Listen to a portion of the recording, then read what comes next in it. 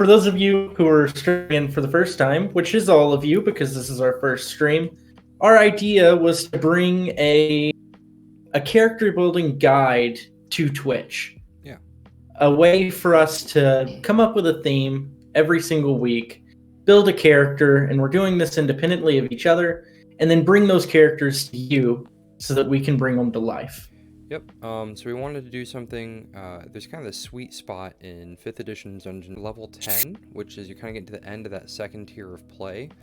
And so our goal was to build a character right in that sweet spot. So we're revealing 10th level characters every week based on this idea, and then we're going to go over kind of what choices we made, why we made them, and then tear each other's builds apart and just kind of see how we feel about what we did. And then ideally we're going to be playing later in the week in order to kind of showcase these characters doing what they're designed to do.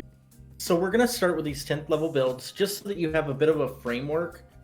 Starting with the first level build, you kind of get a hazy idea of what's going on, but once you get to 10th level, you've got a really fleshed out character that's playable, that's fun, and you're not worried about dying every 5 seconds anymore. Right, and you're not gonna have access if you don't have a DM like Cloak.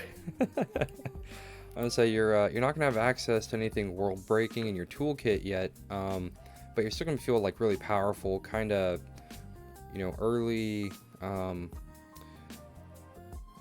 revenge driven superheroes under a certain copyright kind of a power level. You're gonna be facing some stuff that's gonna affect a large population, but you're not going to be necessarily going to other planets and bringing the fight to the bad guys, right? And it is nice. One of the things that we want to do to just make sure everything was kind of standard across the board is we're just using the standard array for our ability scores. So for those of you that don't know, you have 6 ability scores.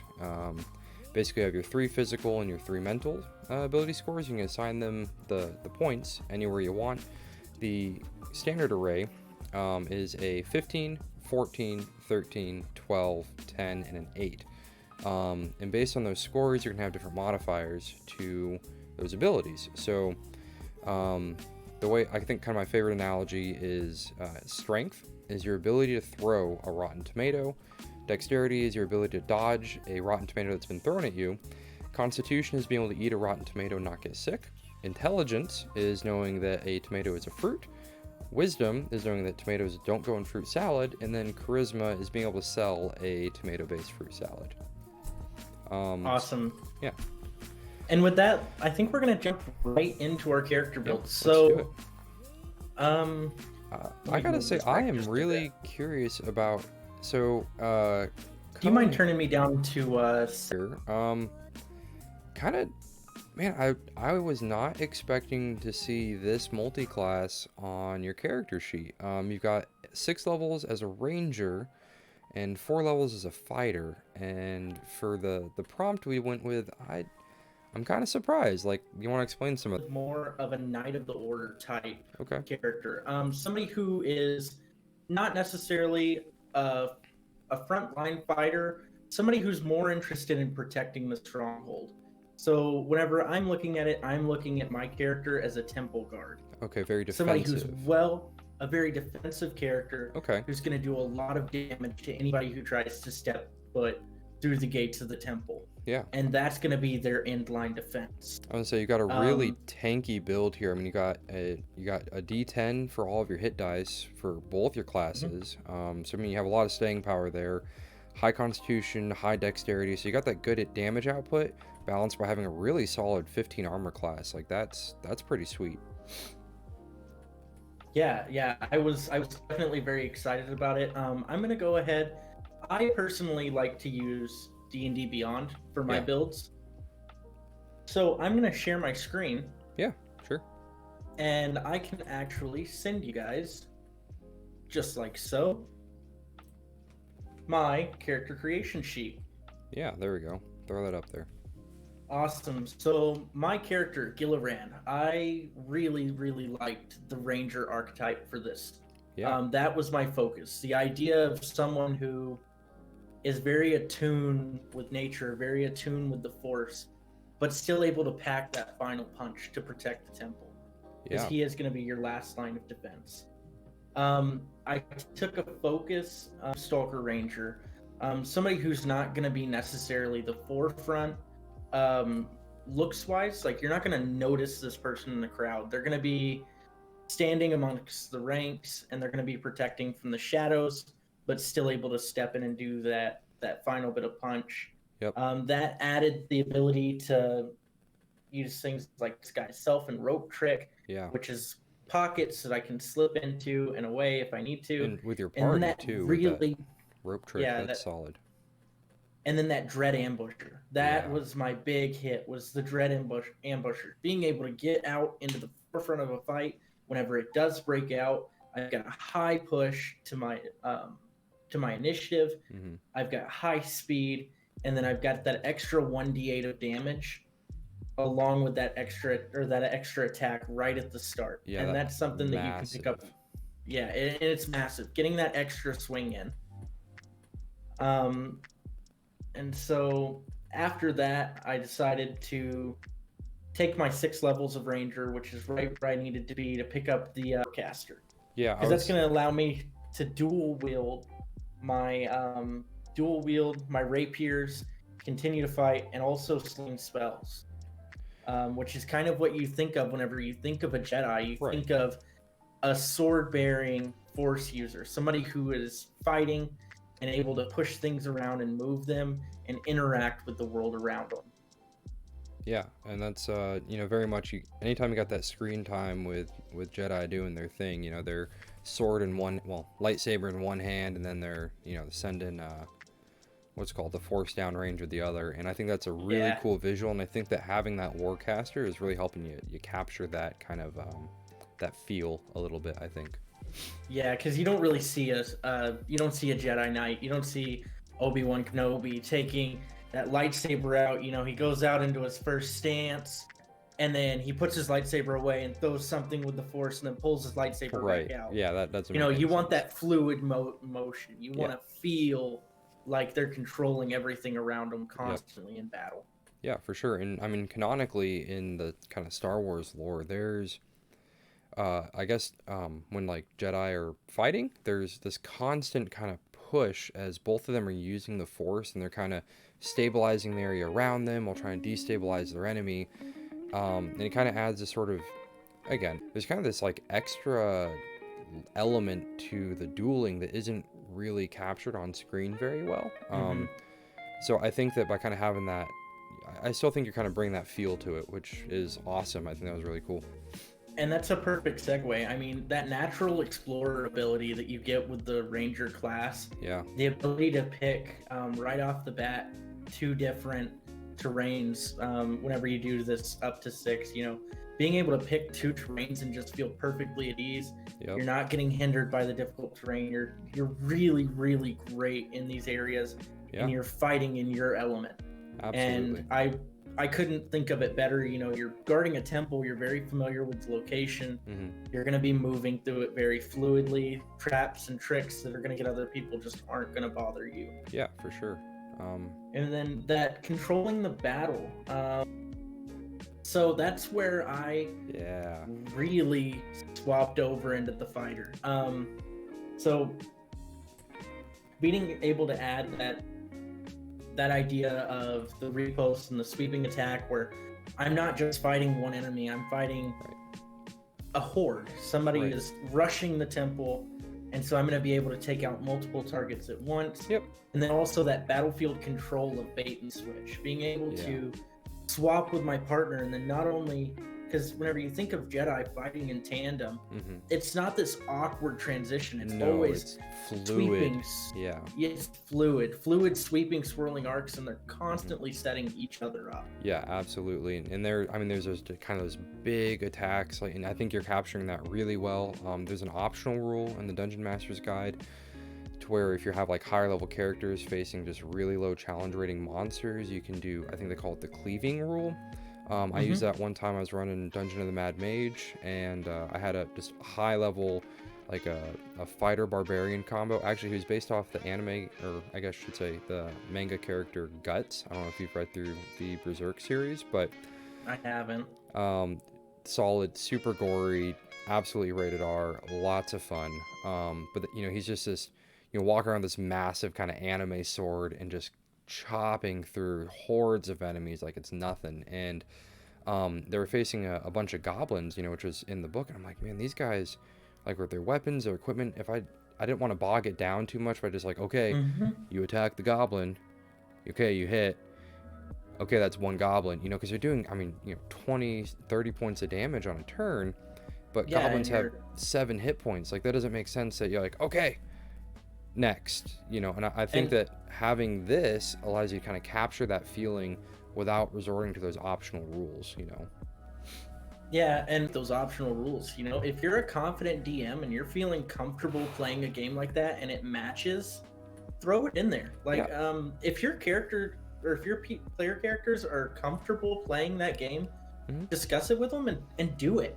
Because it may add a whole nother element to your game. It may add the ability to completely take it to the next level. And I'm just to kind of those optional rules though, like I think as a DM, and I realize this isn't like a DM centric podcast or show, whatever. But like you really want to highlight, like put that spotlight on your players. And if you have a character that you know, the players like, I just want to build a character that just like slays things, give them opportunities to slay. And like when they're in that, like, let them feel awesome, you know, give them that spotlight, give them that front and center like stage time, you know. And I just remember the grin on his face, and even everybody else was like, yeah, get him, dude, come on, like. And he's just, I mean, cleaving through, you know, 3-4 goblins in a turn, like it's, and he was just like, yeah, loving it. And I think that's really important to, because it's a cooperative storytelling game, right? Like at its core, we're all trying to tell a story together. And I think that by again, highlighting that, and then, you know, there's some times where our ranger would go off and do stuff, and people are like, dude, oh my gosh, I can't believe you made that shot, you know, and everybody's kind of pumping each other up, but you gotta share the love a little bit, you know. I think that's and I think that's the important bit of that is, you know, do what you can to make your experience for your gamers or for your players as good as possible. But at the same time, make sure that you're sharing that wealth across the table. Yep, absolutely. Because it does suck if you're a very support class character and you're playing and the DM keeps throwing all this great stuff at the guys who are frontliners, and you know, they're getting to hack things down and tear them apart, and it's all these small enemies, but you're not really getting to do that battlefield control that you want and that you built your character for. So it's very important that you balance that down and make sure that everybody at the table is feeling included as the DM. And at the same time, you know, as a player, if you're talking to the rest of the group, that's why a 0 day is great. Game 0 is great. If everybody around the table is just talking about hacking and slashing, and you're thinking, hey, I want to build more of a support class build, maybe have that conversation and say, hey, I'd like to have some more drawn out fights where we can actually see that battlefield control come into view. And then your DM they'll account for it. They'll, you know, maybe not every fight, but every 2-3 sessions, the DM should be throwing in a boss fight where that battlefield control really comes into play. And that's the thing, like D&D, again, at least in 5th edition, is designed around this kind of sweet spot of 3 to 5 rounds of combat in any given encounter. So if you're playing a support character, chances are, you know, by the time you get just the right combo ready, you know, 3 or 4 turns down, especially with a bigger party, you know, if you're in like a 5, 6, 8, I've run an 8-person party before, you really, like, it's hard to make combat last. And honestly, you can tweak that on the fly, you know, kind of pump up some hit points here and there. Just there's dials kind of that exist behind the screen that you can do to make it a little more challenging or a little more engaging. And just like you said, you know, have those boss battles. And even if you have a big bad evil guy and this just, you know, this ultimate terror, they never exist in a vacuum. They're never working alone. There's always going to be somebody that's drawn to that. They're going to have these lieutenants, you know. I had and lieutenant fights, those are really the bread and butter of the DMD campaign. Absolutely. The big bad evil guy, you know, that BBEG, the final boss fight, never quite seems as satisfying as you would Yeah. think. But all those lieutenant fights, You get that where a build little up. bit of hilarity ensues, that's where the structure of your campaign Yeah. comes from. And that's where your characters really get to shine, because a lot of the times the characters focus more on your storytelling as a DM than they do the actual combat aspect Right. whenever you're looking at that final boss fight, because they're looking at you for the ambiance Right. and not so much to themselves to drive that fight Yep. at the start. But with the lieutenants, they're like, who is this guy? Yeah. Like, I don't really care. I just want to do some damage. I want to get this guy out of my way. And so that's where they're really going to shine with their own role play. That's Yeah. actually a good moment to move on and take a look at your build. Yeah. So Where do I you have want to it start? pulled up here. Perfect.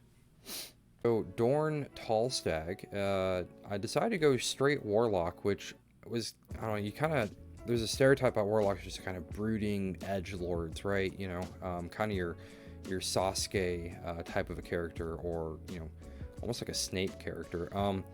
But, you know, thinking about it, if you look at, like, what they can do mechanically, you're kind of seeing this, there's more you can do with it, and there's a lot of reflavoring you can do. You know, you can have the exact same core mechanics, but you slap a new coat of paint on it, and now you have a different card, you know? I definitely find myself, so I challenged myself on this build because I find myself reverting back to a warlock 9 times out of 10. That's my core build, because they're just so versatile. I mean, Really? you've got so many options with the warlock class. You can go all the way from being purely focused on like psionic abilities and being able to tap into the minds of the animals around you, all the way down to just being a front line, swords out, I'm gonna cut things up. Yeah, or, and Fighter. if you want to be a blaster, I mean, Aldridge Blast and all the ways you can pump that as a Warlock is awesome. And again, this Oh, is a and then recovering those spell slots on a short short rest. rest. Oh, it's so broken. And it's so tempting to just take 2 or 3 levels of Warlock with pretty much any build, because it gives you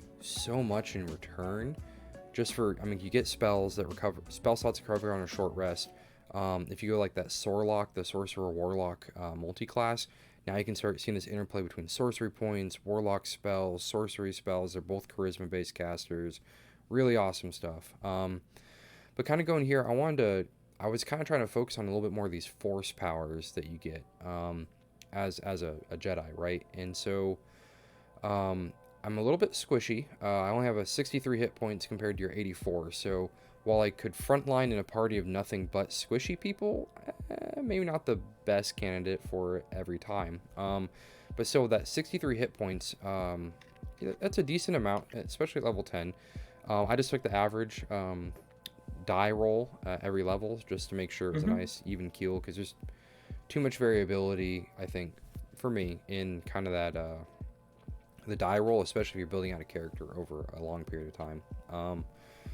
That said, I did take the blur.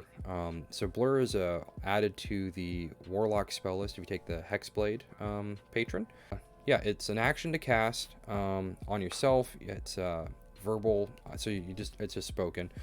And you can have it for concentration up to a minute. And these concentration spells as a warlock are just really important, because even at level 10, you only have 2 spell slots. That's it. So if you really find yourself and you need something kind of more defensive, this blur, all attacks against you have disadvantage, which, again, mechanically kind of get into the math behind it. That's effectively making a -5 penalty to every single attack roll anybody rolls against you, which is the same as being able to cast the shield spell every time you're attacked, except first spell, right? So if you look at it, you take it verbatim, you kind of create a fuzzy outline of yourself. But I was thinking, if you flavor it, you're moving quickly, it's really hard to draw a beat on you, because, I mean, if you look at it, I mean, Jedi are always moving. They're jumping, spinning, especially in the prequels, you see more of that kind of like the superhero vibe, right? This kind of too fast sort of a thing. And that was kind of how I was flavoring it, kind of kicking into this combat overdrive, right? That idea of the blur actually reminds me, I remember playing the game Force Unleashed as a kid. And he's got, once you get up there in your force abilities, you've got that blur that you can do where you can actually flash through a battle, and you're gaining an advantage on the characters or the enemies around you. Right. And you use it more in the game to slip behind the guard and things. But in the effective D&D 5e, where that's not really as applicable, just creating that disadvantage on the attack Yeah. is almost like an evade. I mean, Yeah. it's an evade in everything but name. Right. Yeah, and that's the thing. I mean, I've seen it. You know, even if you're getting hit with an attack, you know, if somebody's got disadvantage on their attack rolls, they've got 2 attacks, they roll a natural 20 for their first roll, and then they roll a 16, and yeah, sure, the 16 still hits, but now it's not a crit anymore, right? Like that. Yeah, killing something that like crit. that is in all. It's for 1 spell slot, and you can have it for a whole combat. I mean, come on, I feel like if you have the why not take it? Yeah, and then you know that crit is deadly as a spellcaster, Yeah, especially like you're done. And I know that the warlocks have spells like you can cast mage armor and stuff, but that's still really only putting your AC at like 13. Yeah, plus hopefully you have some points in dex. You know, that's yeah, but that mage armor it caps at 13. It says here's what you can have. Right. And then you're just it's really hard to get that AC as a caster up above 15 or 16. And once you get into higher level play, that 16 is almost a guaranteed hit. Yeah, absolutely. Like I said, just that. I mean, like I said, mathematically, like mechanically, it's not a static +5 to your armor class, but you can very much think of it as kind of this, you know, active armor. And again, mathematically, it's like adding 5 to your armor class for people trying to hit you, you know, and then it has the added benefit of slipping a natural 20, which, I mean, potentially slipping one. I mean, it's almost like wearing adamantium armor, you know, where crits just don't land. Just don't happen. And you're at 10th level, and well, I mean, as a warlock, you're getting that 2nd level spell slot at what, level 4, level 5? Yeah. So I think level 3, you'll be getting that 2nd level. Yep. Okay, level 3, you're getting that second level spell slot. Yeah. And now you've got adamantium armor, basically with a spell, as long as you can maintain that concentration. And if they can't hit you, you don't have to make concentration checks. Yeah, if they can't hit you, and that's another big thing is that's a spell that just keeps giving on multiple fronts. Yeah, when I realized that was added, I'm like, oh man, I'm trying to frontline with this guy. I can't not take that. You know, that's awesome. Yeah, one thing that I really like is actually in the wizard spell class or spell list, the blink spell. Yeah. That ability to blip between planes on round, so that you're not taking damage whenever you're not actively the combatant. Yep. That's huge. Gosh, it's huge, and it's that same idea of if you're concentrating on a spell, just avoiding having to even roll the dice for that hit or for that concentration check. Yeah. You miss 100% of the shots you don't take, right? So yeah, and they miss 100% of the shots that they can't take at you. Exactly. If we want to dig into this a little bit more, I just kind of threw a couple skills on there. I'm like, yeah, that seems like a Jedi type deal. Let's see. I've got I did do the variant human. As I was going through this build, I realized I just needed one extra Aldridge Invocation. Like I just didn't have the room for it. So I ended up taking the feat, the Aldridge Adept feat, sorry. And I took Agonizing Blast, and I was really on the fence about taking Agonizing Blast in the first place. Because I wasn't really building a blaster, but with the way that I saw Eldritch Blast interacting with some of my other kind of getting that force abilities, the specifically I think down there the repelling blast, you know, hit him with your Eldritch Blast and then push him 10 feet, and you can do that at 10th level. You can do that 2 times if you hit him both times. I just kind of like this force push kind of an idea, and I really wanted to kind of lean into that a little bit. And if I'm already leaning into that ability to create separation, because especially as a caster, you know, I focused my build more on getting up close and personal, and then being able to switch as I needed to. And I think that as a caster, having that ability to create a separation, because a lot of the times that's what you need. You're down to 5 to 8 hit points. You're kind of out of options, and then being able to throw out that Eldritch Blast and just, you know, get off of me. And it's for free. I mean, come on. For free. Yeah, absolutely. For free. All day. Every single day. And I mean, that's the thing, again, as like a warlock, you know, you have access to Thunderstep, which, you know, it's a 3rd level spell.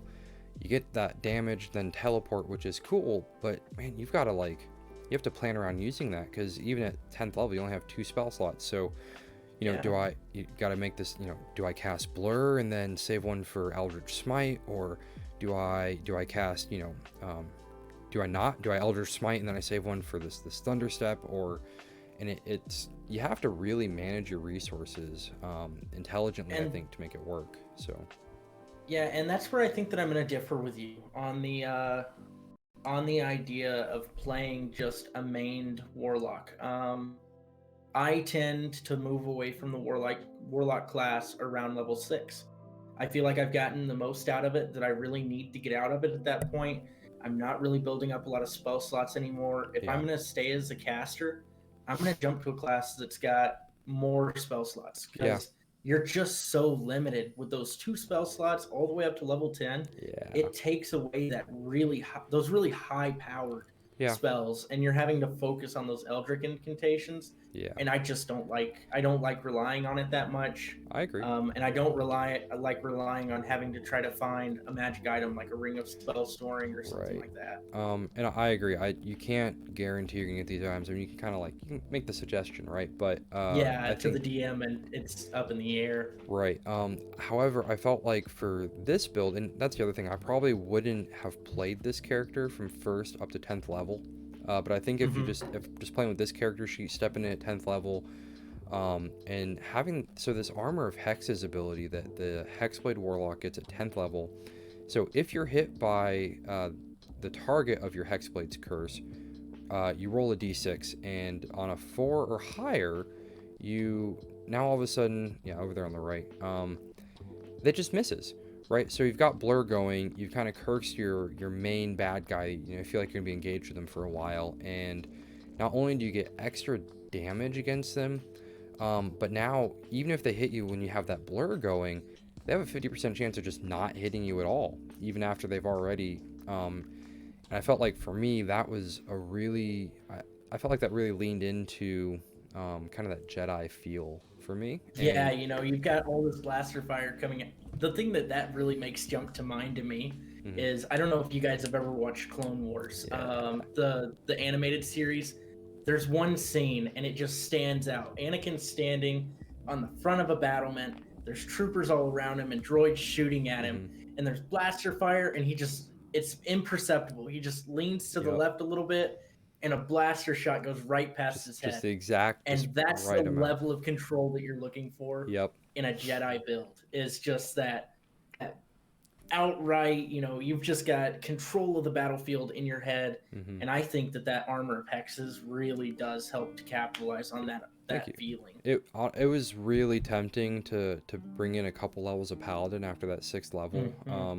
And I'll be honest, I'm having a hard time reflavoring that Accursed Spectre ability for a Jedi. But at the same time, like we're playing Dungeons and Dragons. We're not playing a Star Wars role playing game.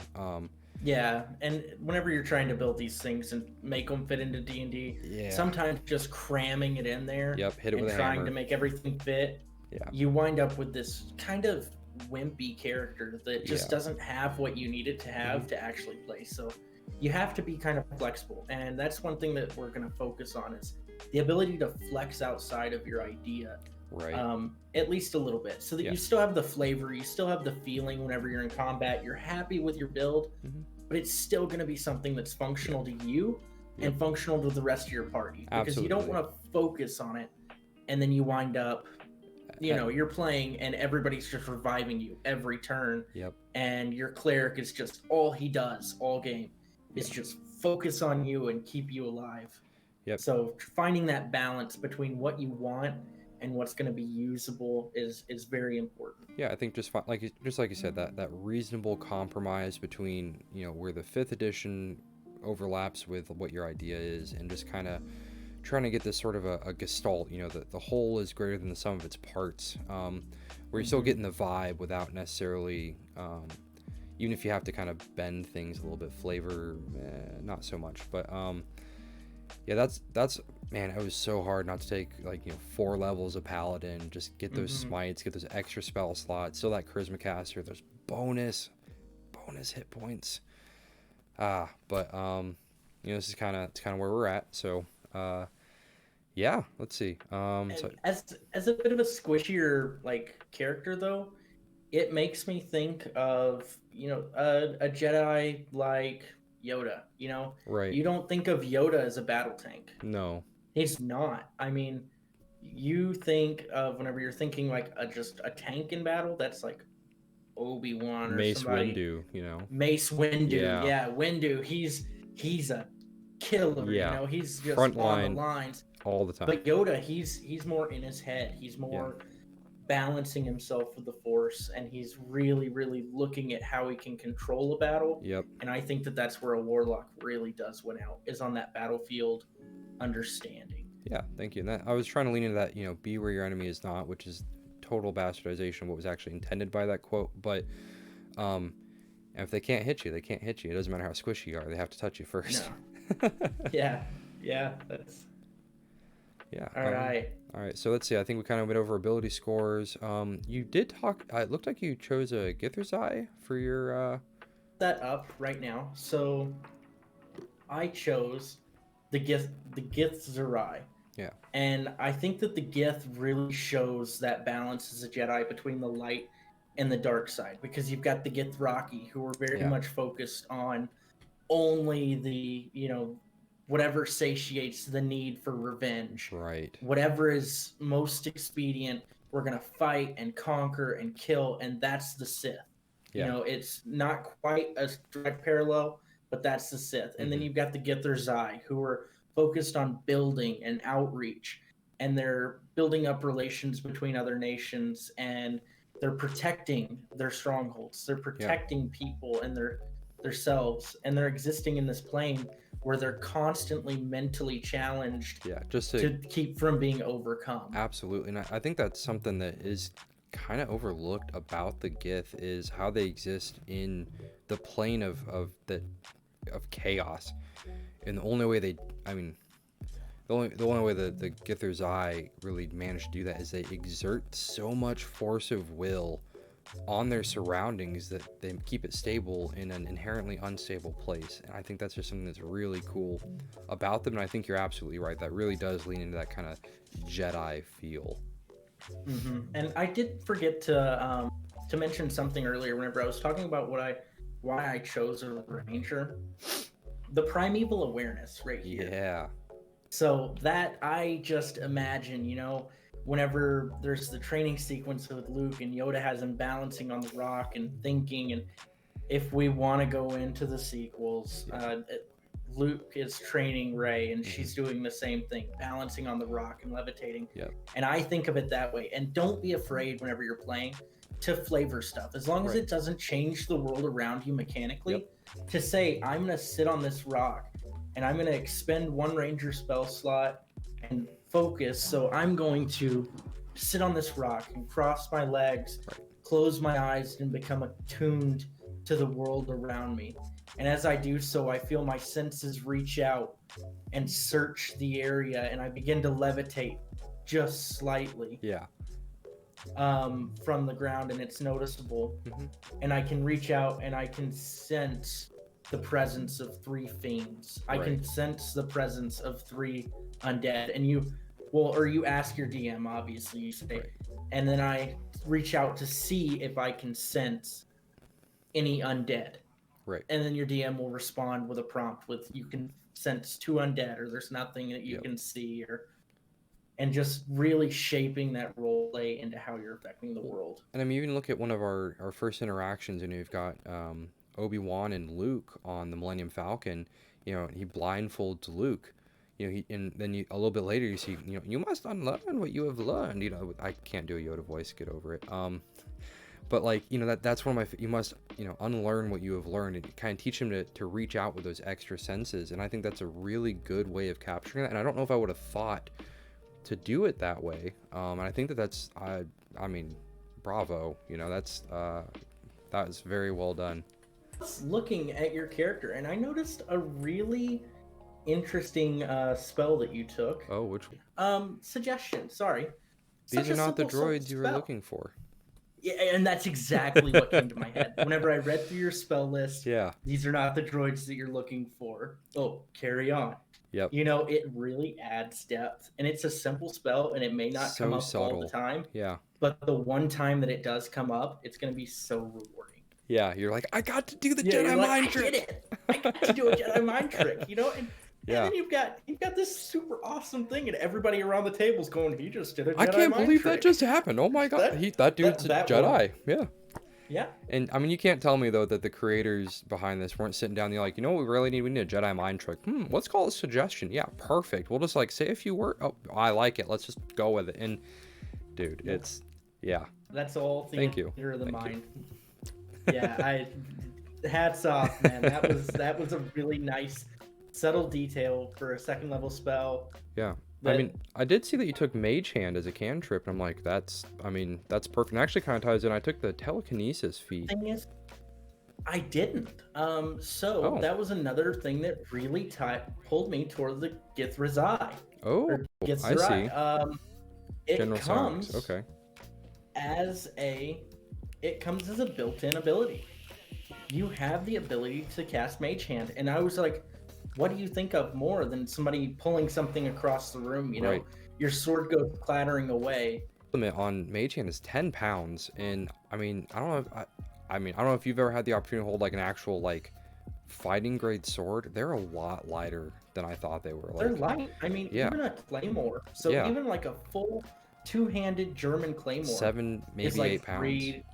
Nothing. Yeah, it's anywhere from like 3 to 8 pounds. Yeah. It's super light, and so as a DM, being flexible, as a player, being creative, you know, it just makes the more rewarding. Just reward for inspiration. Yes. I did like that you took Zephyr Strike, which I'm like, this is such a cool ranger spell, but I never really leaned in playing that like kind of Drizzt character that's, you know, in the melee combatant, and they're capable of doing it. I never really leaned into it, but seeing you take that and then combining it with those fighter levels, and at this 10th level you get this really just kind of sexy build, and bringing that Zephyr Strike in. Why don't you expound on that a little bit for the people that don't know what Zephyr Strike does? Like, let's give them a little bit of insight into that, because that is a cool spell. Zephyr Strike is an amazing spell. Anytime that I play a ranger, I take Zephyr Strike. It's first level. It's first level. It's not even fair. It's a first level spell. It's one bonus action to cast. Range is stealth, and it's only verbal. So even if you don't take 2-weapon fighting, even if you're fighting with a sword and shield, you can always cast Zephyr Strike. And you're going to move like the wind. I mean, and that goes back to what you were saying with that blur. Feeling like you're moving fast as a Jedi. You know, you're going to force run across the room, and you're going to close that distance and go right into combat. And then you think about it, the dual wielding Jedi were always the ones that were bouncing and jumping and turning, and it really gives me that fluidity of movement. Absolutely. And once before the spell ends, you can give yourself advantage on one of your attacks and deal an extra 1d8 of force damage. Dude.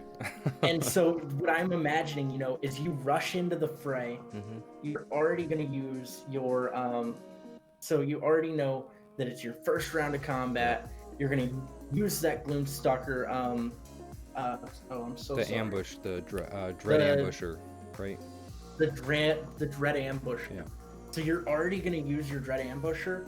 You rush in, dread ambusher, one hit across, bonus action, Zephyr Strike, boom. Action surge as a fighter, come back around with that second blow, and then boom, you've got that extra 1d8 and the speed to disconnect and come back into your fighting stance. Dude. And now you're ready to go. And you open that combat with a flurry of blows. Yes. Depending on sword type, of course. True. That's why I took the rapiers, is because they're more of a finesse weapon that lets me use my dex to attack.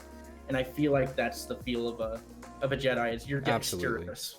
And that's one thing that, like, I feel kind of going into sort of where, you know, reality and fantasy games kind of split off a little bit, is a rapier has just as much metal in it as a longsword does. It's just the shape that you're using it in, right? And you know, the rapier is this long skittery weapon, and people think, you know, Romeo and Juliet kind of times, you know, everybody's walking around with a rapier and a parrying dagger on their belts. It's a city fighting sword, but realistically it was meant to find holes in armor on knights. But rapier, you know, even though it's a piercing weapon, there's realistically, and you'd be sharpened enough to the point where you can do that kind of Inigo Montoya type slash, you know, across the face, or do that kind of Zorro kind of a feel of a you know. I feel like should be able to lean into that, especially if noticed that you took Flame Blade, green flame and blade. you took Green Flame Blade, Yep. and you took Sunblade. Yeah. And that was something that I really felt that I was lacking, is I feel like almost like a swashbuckler more in my build with the rapiers. But I think that that's a good flavor that you've got on your character really brings the Jedi to life. I know we were talking about, because we were talking about wanting to do like a magic item as well, like a published magic item, and then do like a homebrew magic item. I'll be honest, there wasn't anything I was having a real hard time thinking of like a homebrew item that I couldn't find just as well to fit flavor wise for publishing. But I knew that for the published item had to be a Sunblade.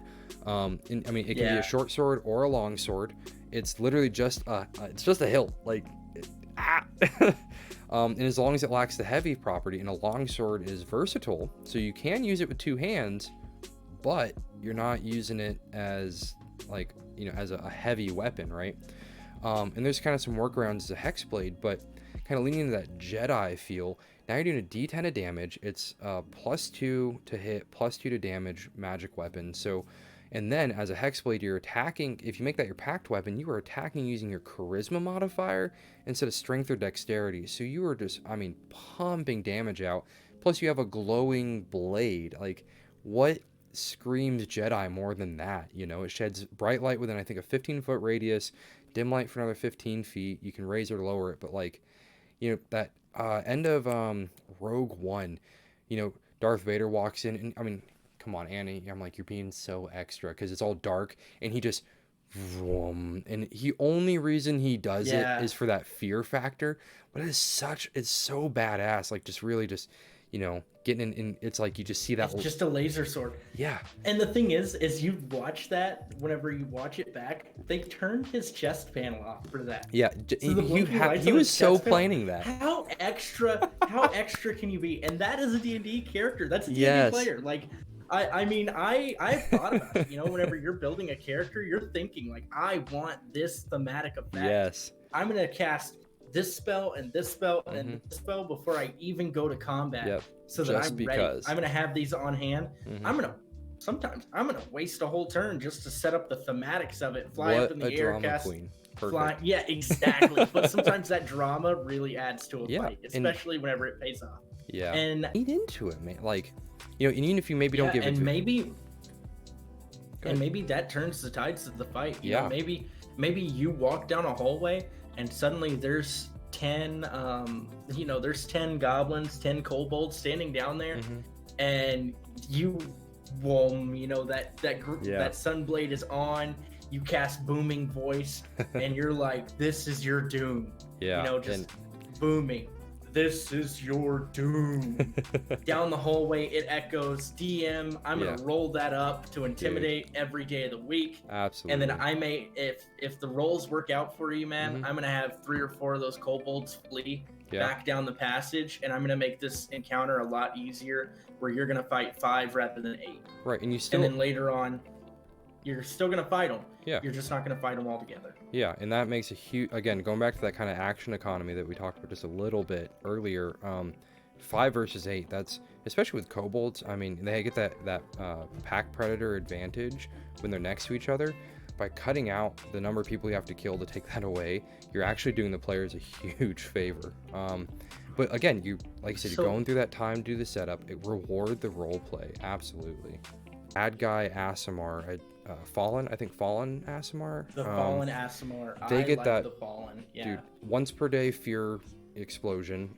Conquest Paladin gets some fear effects. And there's some other stuff I've seen kind of bandied about with that, but like, you know, if you win a fight without ever having to draw your laser sword, like, come on, like, why and that's the thing, you know, the Jedi don't want to go around killing people. I think you could make a pretty reasonable argument for even a good aligned Jedi, or especially more like kind of gray Jedi, to use as sort of a fear You kind of effect. get more into the Ahsoka Tano realm at Right. that point, Or even like where she's not necessarily part of the Order, but she's also not fallen. yeah, and a lot of stuff like what Qui-Gon was doing too, if you kind of look into a little bit more, again, I get into the comics, I get into the novels a bit more, but Qui-Gon, even he was like, I don't think the Council's doing this right. And they're like, we won't train him. And Qui-Gon's like, no, I totally wanted to train him. Obi-Wan's like, yeah, he told me to train him. Like, I'm going to do it. Sorry, because it's like what he said.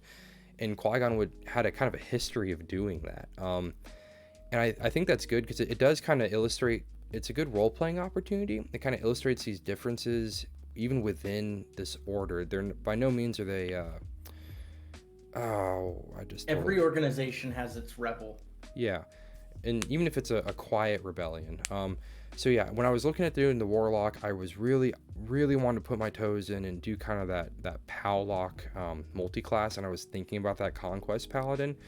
But because of the armor of hexes, that's really what sold me on doing the straight 10. But I think if I had to play this character from 1st level to 10th level, absolutely, there'd be some Paladin multi-class in there, without doubt, 100%. Yeah. And I really like that you mentioned the Asimar, because I looked really hard at them. Yeah. Because once again, just like the Gith, you've got that balance between light and dark. I liked it. I liked the idea of playing an Asimar. And Phyrexia48 commented, could definitely do Oath of Ancients for a Jedi based on the tenets. Oh, Jedi Order isn't a monolith. It's not. Yeah. That was the word I was looking for. And so, yeah. Absolutely, and I think you're right. In some of those spells, you get Fairy Fire as a, what's called the Green Knight, you know, that Oath of the Ancients Paladin. What an you're giving yourself advantage, you're giving your allies advantage on your attacks. Now, it's a 1st level see invisibility spell, basically. Especially if you're playing like a variant human and you have that, now you can see your environment better. I mean, come on, what an awesome spell. Yeah. And if you have the opportunity to take Fairy Fire and you don't, you're really missing out, honestly. It's such an awesome spell. If you don't take Fairy Fire, you're wrong. Yes. You're back to smooth brain chat. If you're not taking Fairy Fire and you can do it, yeah, back to smooth brain chat. For taking Phyrexia, back the win. We're taking back the win for the salsa. No, I was gonna say for Phyrexia, I'm gonna say this one's for you. Just go sit on the stupid couch. He'll get that. Cone of shame. Cone of shame. Cool. All right, so we kind of got into spells a little bit. Yeah, is there some other stuff that like you might want to highlight on your build? Some stuff you're like, oh, that really worked out better than I thought it was going to, or anything that like really kind of comes to mind for you?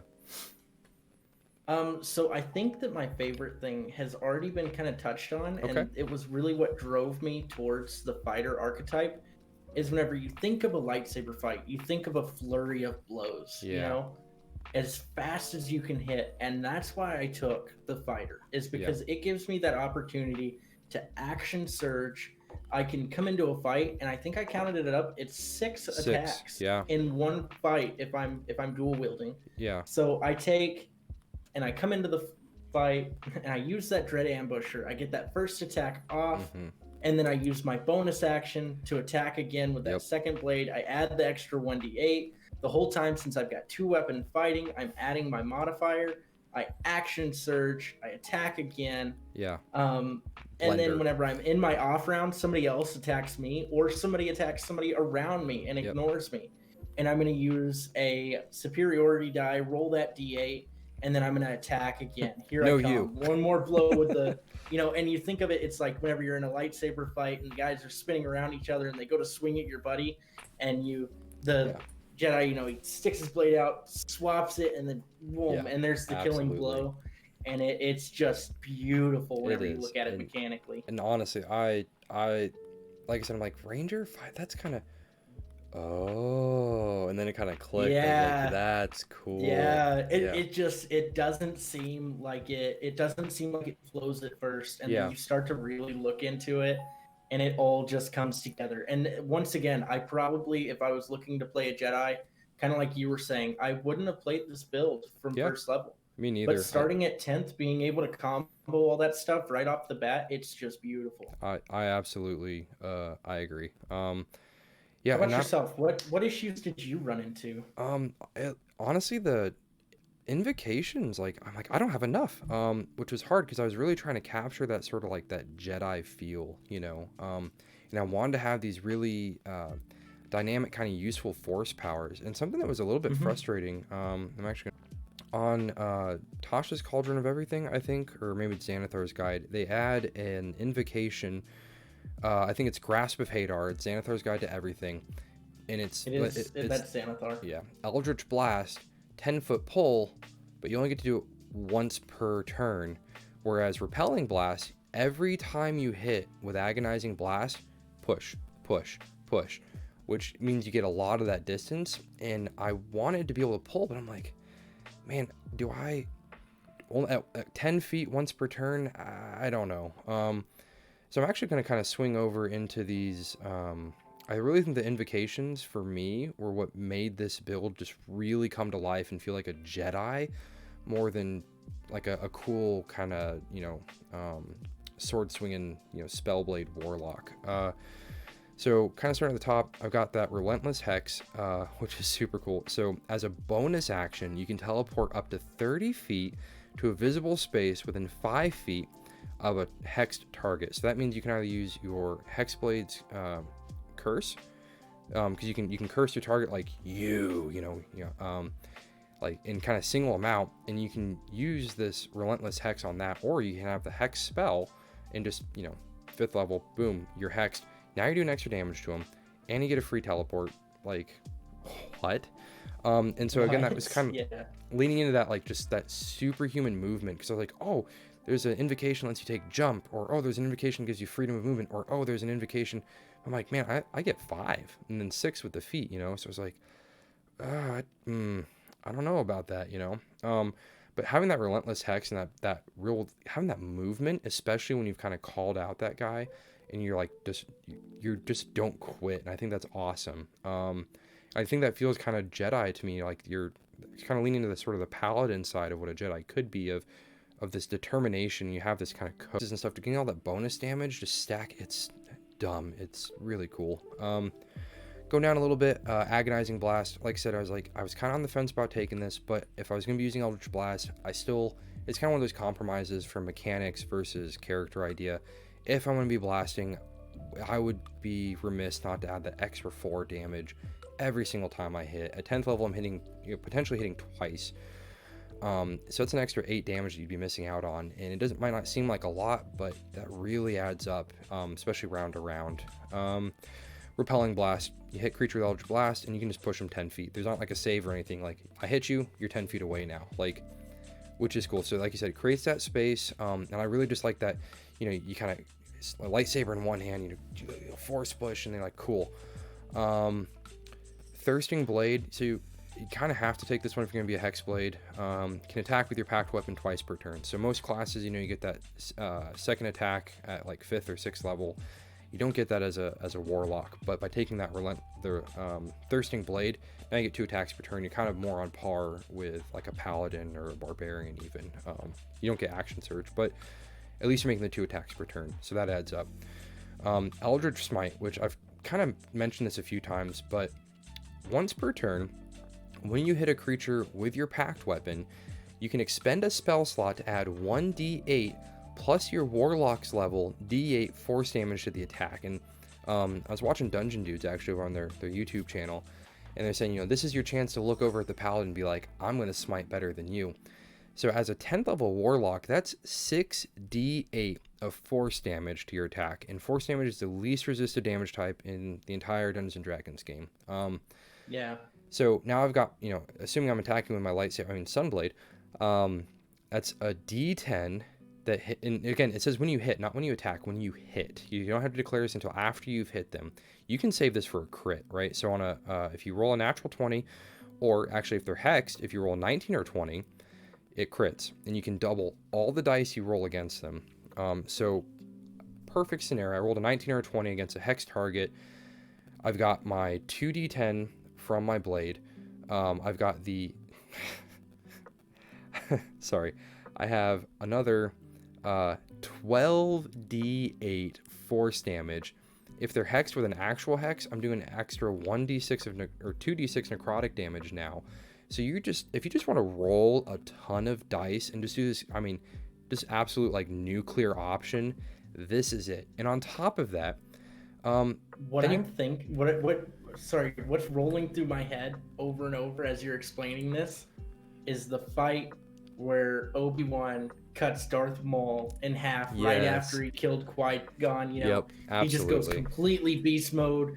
The spin cuts him in half, and then this big bad that's been being built up all movie tumbles away into the darkness. Dude, I didn't even think about that. That is just a beautiful moment. Perfect. And as a DM, I would flavor that all day. Absolutely. If you've got that much damage, hey, what do you want to do? Yeah, how do you want to do as a player, if the DM's like, yeah, what are you going to do? I'm going to say, I come out of the pit, one big swing around and just into. Yeah, actually, that's a really good. I think that'd be a good way to flavor kind of that relentless hex. He's down in the pit, he teleports up to him, and then he just lets loose. He hit, maybe he rolls a 19, which normally wouldn't have mattered, but now it's a crit, and he's just like all these dice. Rage, yeah. That's honestly, I really like that. Thank you for pointing that out. Like that's making me smile now, like a lot.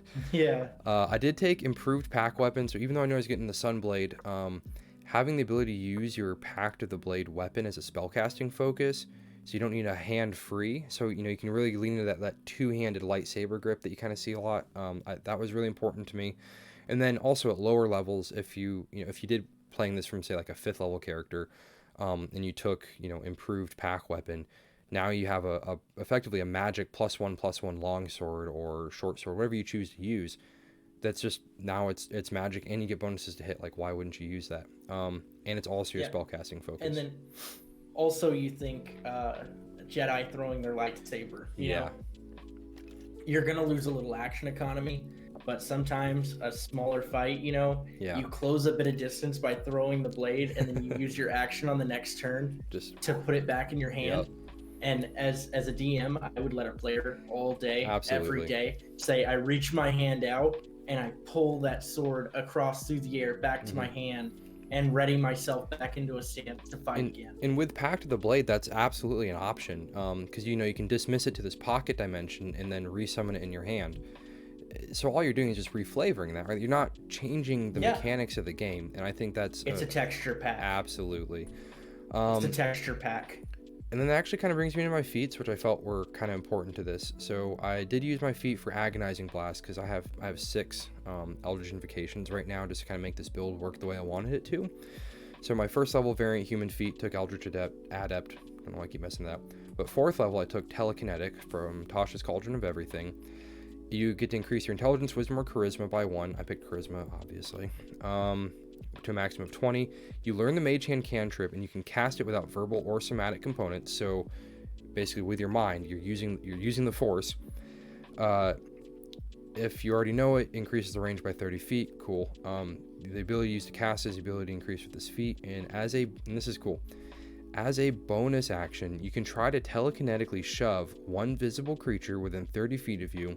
They have to make a strength save against your spellcasting, your spell save DC, or be moved towards you 5 feet or away from you 5 feet. And the creature can choose to fail this willingly. So if your ally is like right on the brink of the edge, you can, they can choose to fail the save. You can pull them towards you or push them over the bridge or whatever needs to be done.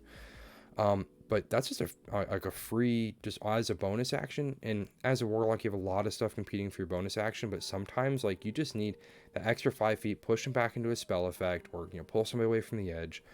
And then again, you get that mage especially hand. If you're using like Fairy Fire or something. Oh yeah, where you're using it and it's an AOE spell for a visual, and you've got somebody who's playing a rogue or something like that, where they're a ranged attacker, and you're pulling them back to give them that ability to see what they're actually attacking, and it could change the tide of a battle, or up or whatever if you're giving them anything. And I think that's actually, I think we wound up with the same idea, kind of through different means though, because I had Sorry, it was Yeah. bait and switch. Yeah, that's a good So one. that ability, and it's exactly the same. When you're within 5 feet of a creature, you spend at least 5 feet of movement, and a willing creature, it moves 5 Yeah. feet without invoking an And opportunity no attack. opportunity attacks, which is huge. So you're like, haha, you thought. Yeah, Perfect. you thought, and sometimes that could be, you think about it. Whenever they're in the pit, they've been captured, and they release. I forget what those are called. That big red rhino-looking thing. Oh gosh, I want to You say know, Rancor, but that's and not it. yeah, and he pulls Leia up with the Or force Padme. onto the top of the Yeah. or Padme. I'm sorry. I'm Gosh. sorry. And he just creates a little bit of battlefield Yeah. control.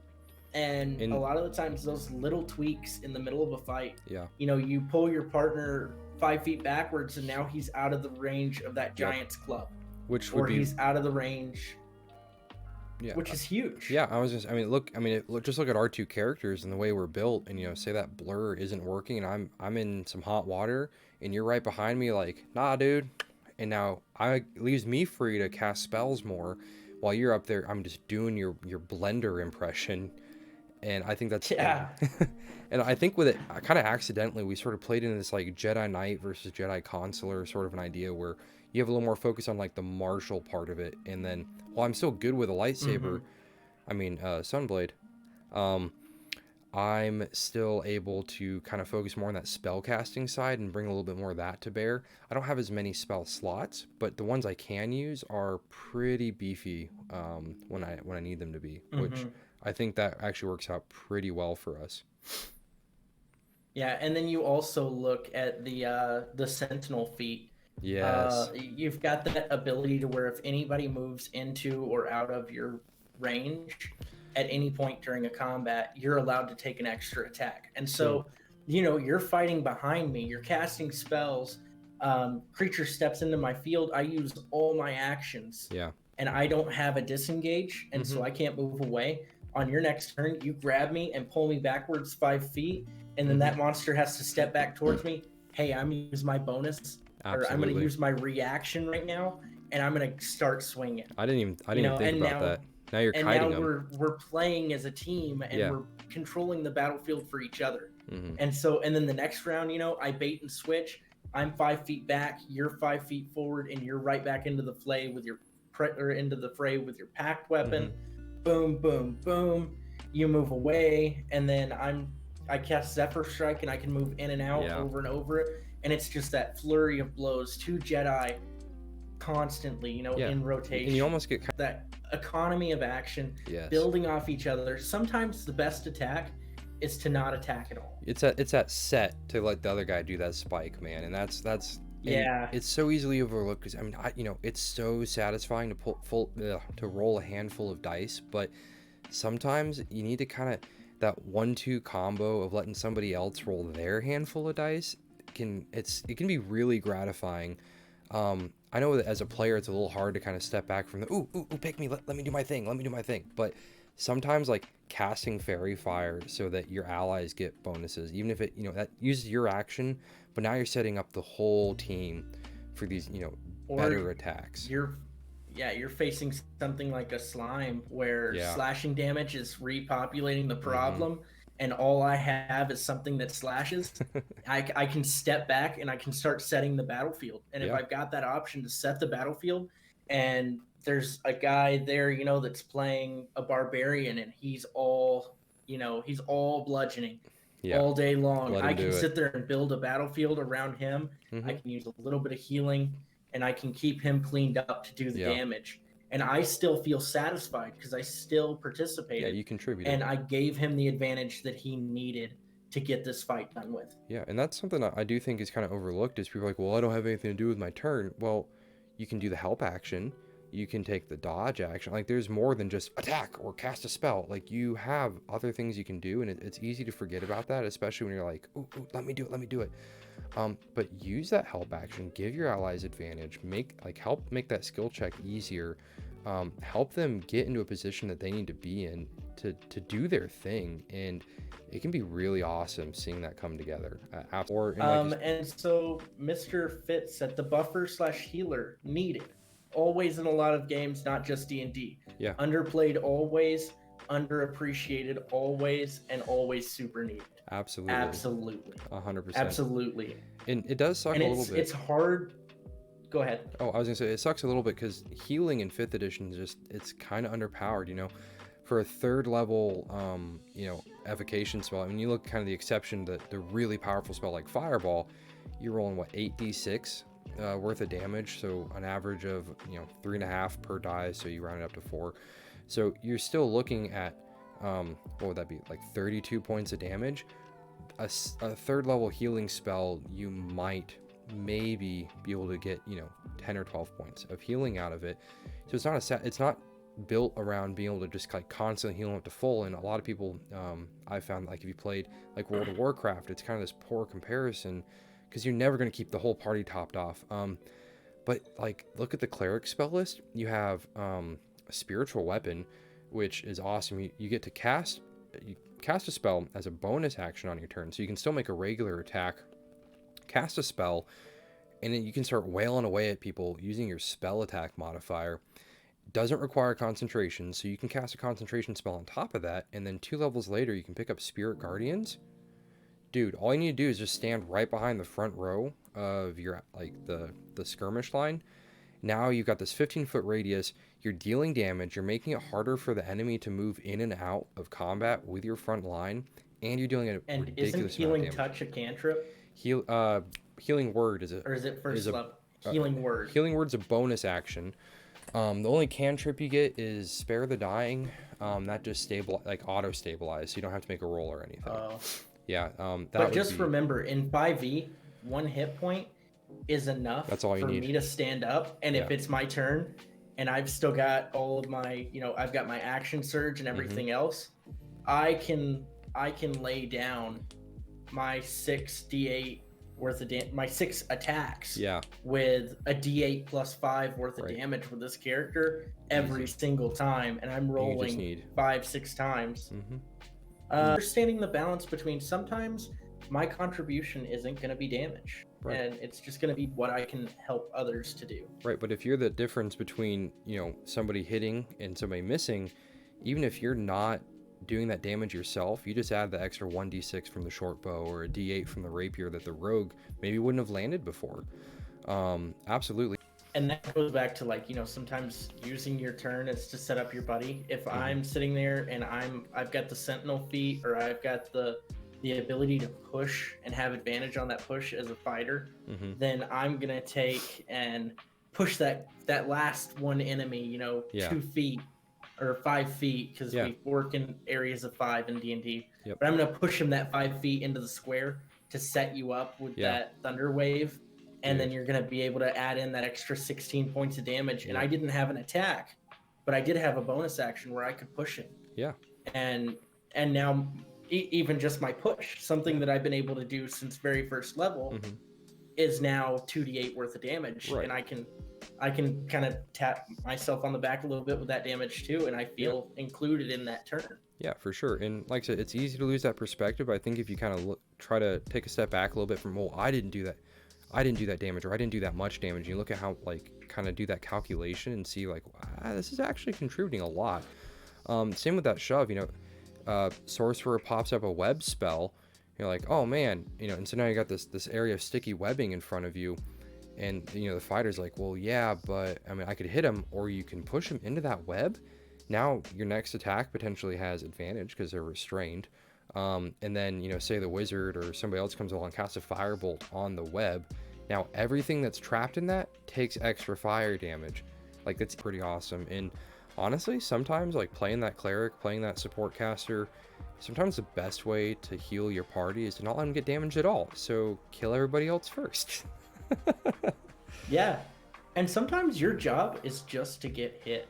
Yeah, sometimes you just gotta suck it up. Sometimes. If I've got a wizard behind me and he's dealing massive damage, and I'm still a level 3 fighter, I'm not doing much damage yet, but I can take a lot of hits at what we're at, I'm gonna take the hits. Just run interference. And then once we hit level 10 to 15 and I can do the damage, then that wizard is gonna have a few more spells at his disposal to control the battlefield for me, and it's a scratch your back, you scratch mine. Absolutely. Yeah, for sure. So, yeah, I think we got a little bit off track, but I'm not disappointed with how off track we got. No, I mean, I think that we're this is kind of the sort of thing I'm here for, these sort of rabbit holes. I think this is fun, and we're yeah, kind of expanding on the knowledge and stuff. So I think it's definitely a worthwhile distraction. Wednesdays, because we're kind of coming to a wrap on our episode here. On Wednesdays, we're going to be doing character creation and character build days. And that's whenever we're really going to get into the weeds and kind of distracted, and we'll have more play back and forth. So those will be conversations like today.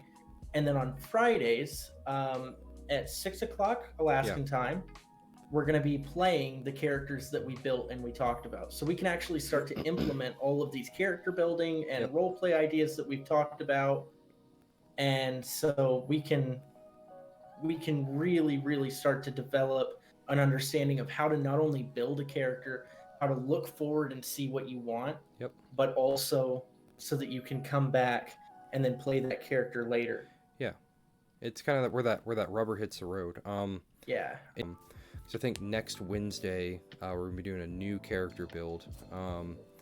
And actually, do we want to discuss that a little bit now? Kind of get some teasers out there, or I don't know. How do you feel about that? Yeah, we can. I don't know. I kind of think that next week we should focus a little bit more on casters. Okay. This week we kind of focused a little bit more on the martial acts aspect with some caster backup. Yeah. I think that focusing on playing a hardline caster next week would be really interesting. I think so too. So for those of you in the comments, it doesn't necessarily have to be a D&D thing. If there's somebody you can think of with like superhuman or magical powers, or like a caster character, because right, like, so this prompt was kind of broad, build a Jedi, right? We're not like, it wasn't build Darth Vader or build Mace Windu, but if you can think of like some sort of like a magical character entity that you think would be cool to see us try to tackle, like, please throw that up in the comments. Like, let us see kind of what some of your guys' ideas are, because we're two brains, but having everybody kind of contributing, I think that'd be a lot of fun. And even if maybe we don't, like, if there's some interesting ideas, maybe even if we don't get into that next week, but if we start getting into, if we have like a kind of a backlog, that would be awesome. We can kind of pick and choose, and ideally, as we grow, we can start kind of doing polls in the Discord or something like that, and have people kind of like, hey, I want to see this, and then everybody's like, oh, that's a really cool idea, but I also had this idea, and we can kind of get that kind of the think tank put together. I think that'd be a lot of fun. Because we're here for you guys. We played most of the character classes.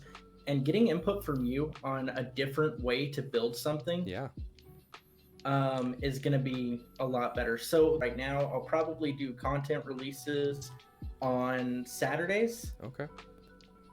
And yeah, so like you were saying, we're gonna definitely build input from you guys and build what you want to see. Absolutely. So that you can have our input, our take on your dream.